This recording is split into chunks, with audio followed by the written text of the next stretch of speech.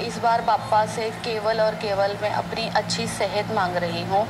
अगर मेरी सेहत अच्छी रहेगी, अगर मेरी हेल्थ अच्छी रहेगी तो मैं काम करने के लिए रेडी रहूँगी। मैं पापा को सोना, चांदी, पैसे, घर, दौलत, गाड़ी मुझे नहीं चाहिए। पापा, मैं आपके सामने बैठी हूँ, सिर्फ आप मेरी सेहत का ख्याल रखिए, बाकी मैं मेहनत करके सब कुछ कमा लूँगी।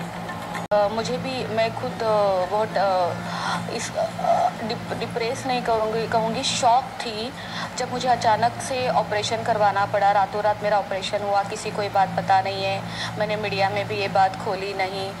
पता नहीं क्या हुआ मेरे साथ। मुझे लगता है पिछले साल की नेगेटिविटी जो थी इस साल दूर हो रही थी, तो मे बी वो ऑपरेशन के थ्रू मुझसे दूर होना चाहती थी। सो यही है, बट मैं नहीं चाहूँगी कि ज़िंदगी में अब कोई टॉक्सिक लोग, कोई नेगेटिविटी या कोई बीमारी मुझसे जुड़े। मैं अपनी ज़िंदगी में सिर्फ सुकून चाहती हूँ।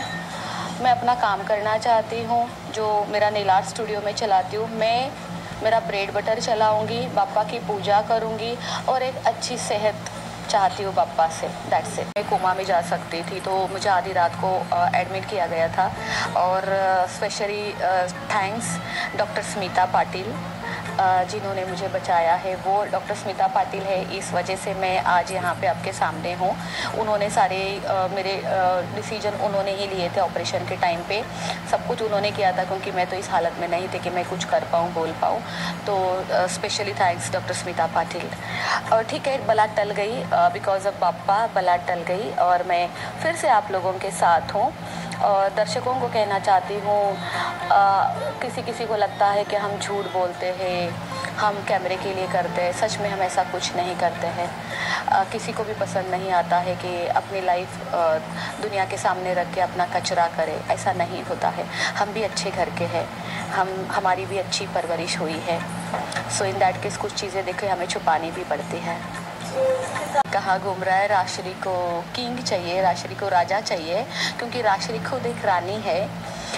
खुद के पैरों पे खड़ी है राश्री। तो इन दैट केस राश्री एक अच्छा लड़का ढूंढ रही है जो किंग हो।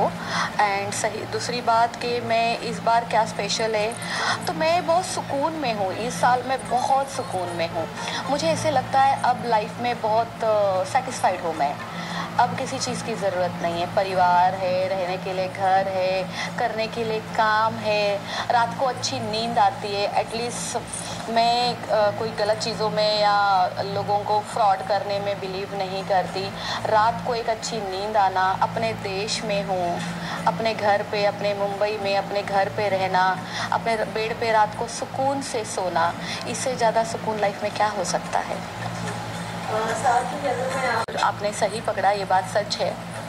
देखिए, जो इंडियन सिटीज़न है ना, वो बाहर नहीं रह सकते। कुछ दिन के लिए, कुछ सालों के लिए रह सकते हैं, बट वो अपने मिट्टी से जुड़े हुए हैं। वो कोई भी इंसान हो, मैं रहूँ, मेरी दोस्त रहे, मेरे दोस्त का दोस्त रहे, या बड़े से बड़े क्रिमिनल रहे जो अपना इंडिया छोड़ के भाग चुके हैं, आज उनको भी हमारे देश की याद आती होगी।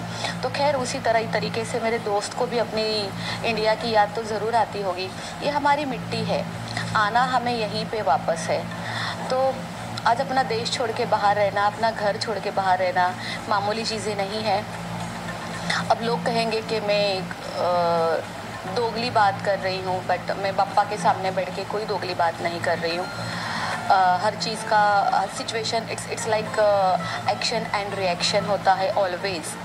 बट मैं आज सच में सच्चे दिल से पापा से दुआ करती हूँ कि राखी सावंत का केस ख़त्म हो जाए और वो अपने देश में वापस आए। वो मुझसे बात करे ना करे कोई बात नहीं, बट वो सुकून में रहे, अपने घर में रहे। एक टाइम हमने बहुत अच्छा गुजारा था। जहाँ पर भी रहे खुश रहे। वो अपने देश आना चाहती है, पापा उसकी हेल्प करे और उसकी सारी मुसीबतें दूर करे।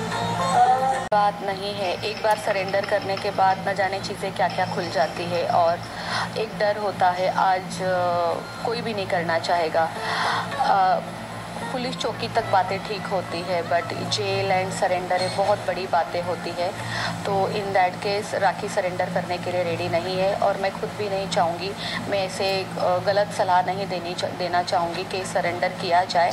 बल्कि हमारे देश के कानून, आज सुप्रीम कोर्ट से ऑर्डर है सरेंडर का, उसके बावजूद मैं चाहूँगी कि ना सरेंडर करें। इससे अच्छा तो जहाँ है वहाँ खुशी रहे, खुश रहे, खुश रहना। और हो सकता है देयर इज़ अ चांसेस के हो जाएगा कुछ ना कुछ। हर चीज़ों का कुछ ना कुछ तोड़ ज़रूर होता है, कुछ ना कुछ हल ज़रूर निकलेगा।